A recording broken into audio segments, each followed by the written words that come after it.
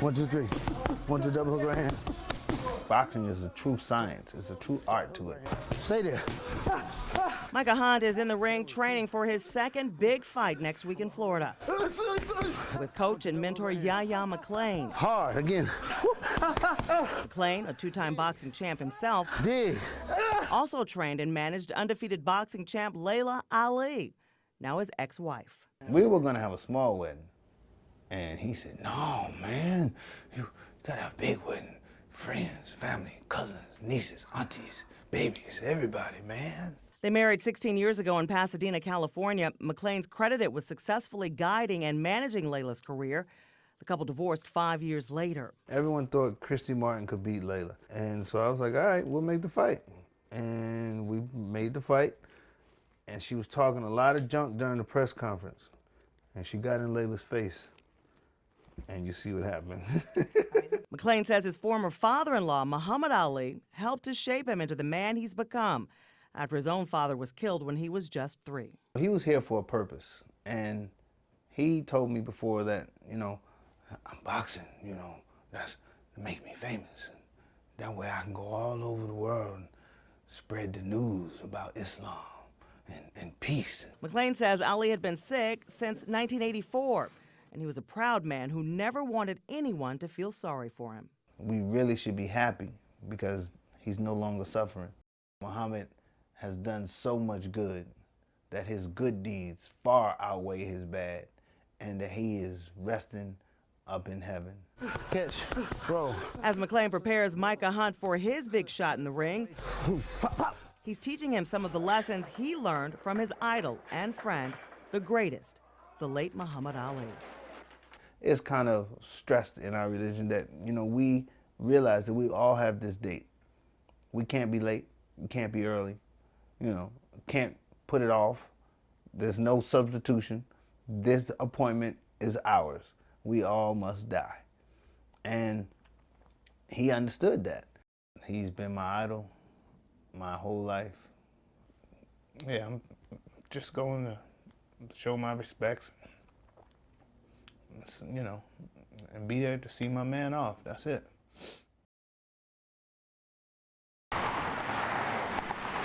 Tonight, evacuation orders lifted. Thousands who left to escape Hurricane Matthew now allowed to return home. I want to thank all of your local officials. The governor surveying damage along the coastline. At least 2 confirmed dead, total devastation still unknown. The general observation by everyone who was in the tour was that we really have escaped some of the detriment that we perhaps had anticipated.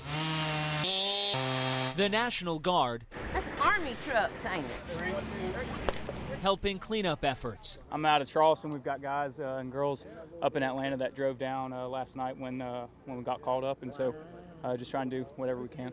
God bless y'all. Our pleasure. Our pleasure. God bless Yes, ma'am. y'all. Y'all have a good day. Oh, thank you. Yes, ma'am. Very welcome.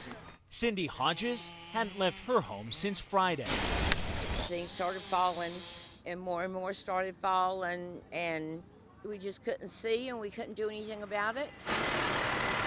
Debris still scatters the streets, countless trees down across town. But tonight, signs of improvement. This road flooded with 4 feet of water, now dry as the coastline begins to rebuild. The warning from officials, though, it will take time. We were blessed that we did not get hit. This is becoming a rare sight in our region. Empty gas stations getting refilled. There's no gas. I mean, it's just everywhere you go. I have been to 4 so far. I saw the gas truck, so I pulled in. This Kroger station on Cobb Parkway in Ackworth went from ghost town to packed in minutes flat. Drivers are now waiting in line for their turn to fill up. I saw an oasis. The tanker truck driver says local shipments are getting further and further apart. Fewer loads to haul, more time waiting to get them. It's ridiculous. Back in Atlanta, some places have gone all day without gas. I'm still looking, hoping I can find some type of gas before I get to E, and I can't go anywhere. It's kind of frustrating for a lot of people, including myself. This man works at a Texaco in Buckhead. He pulled into work today with a needle nearly on empty, assuming he could just fill up once he got here. boy, was he wrong. My gas light is on, so I'm just gonna cross my fingers. When I leave tonight, there's gonna be gas for me. Meanwhile, the gas stations that still have gas are charging more. Bad news for people who don't have a choice except to be on the road.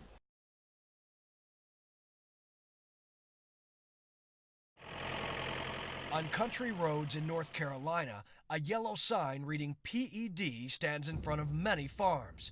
It's a caution marker, noting that porcine epidemic diarrhea, or PED virus, has infected the pig population.